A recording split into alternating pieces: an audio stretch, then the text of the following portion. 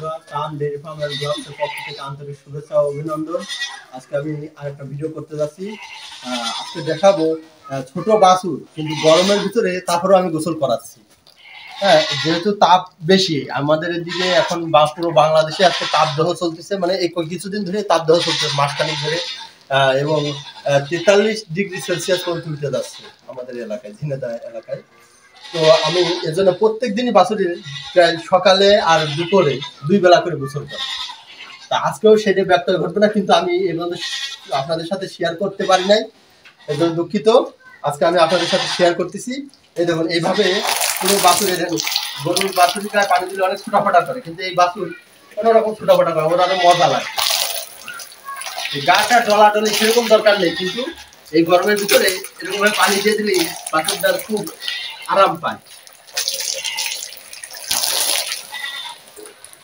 আর মাথাটাই পরে পানি দিতে হবে, যেহেতু মাথাটা পানি দিলে ছটফট বেশি করবে, এর জন্য মাথাটাই পরে পানি দিতে হবে। সবার যখন গোসল করানো সব জায়গায় পানি দেওয়া হয়ে যাবে, তখন দেবে মাথায় পানি ঢেলে গোসল করানো।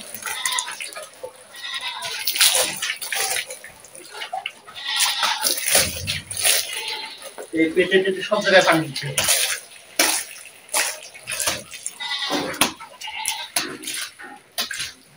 যাতে ও খুব আরাম বোধ করে।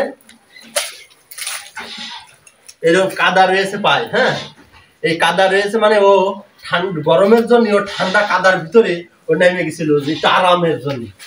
তো আমি এখন ওর সেই আরামটাই দেওয়ার চেষ্টা করতেছি আর কি, এজন্য ও চুপ মেরে আছে। আর গরু বাছুর আরামে থাকলেই সুস্থ থাকবে, এটাই হলো বাস্তবতা। যত আরামে থাকবে, ওর যত ভালো লাগবে, তো তত সুস্থ থাকবে। আর যদি ওর কষ্ট হয়, তাহলে ও অসুস্থ হয়ে যাবে এবং ডাক্তার খরচটা বেশি লাগবে। এজন্য যে আসলে একটা জিনিস কি, গরু পুষতে গেলে এর ভাষা বুঝতে হবে, না হলে গরু পোষা সম্ভব না। শুধু এই গরু পুষতে ডাক্তারের টাকা ঢালতে ঢালতে শেষ। এই সব জায়গায় এরকম ভাবে পানি দিতে হবে। দেখি দেখি দেখে দাঁড়া, আরাম লাগবে।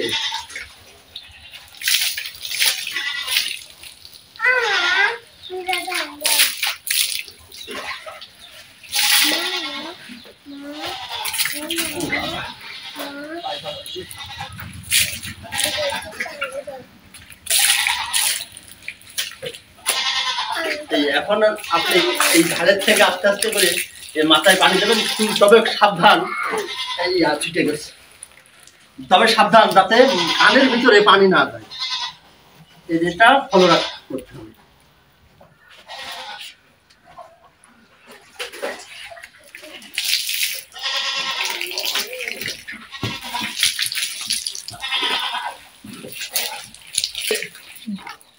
তো বন্ধুরা, এইভাবে মাথায় পানি দিয়ে আস্তে আস্তে, কিন্তু কানের মধ্যে যাতে পানি না যায়, এই জিনিসটা খেয়াল রাখবেন। আর আজকে এই পর্যন্তই, পরবর্তী ভিডিও আবার দেখা হবে। সুস্থ থাকুন, ভালো থাকুন, আল্লাহ হাফেজ, আসসালামু আলাইকুম।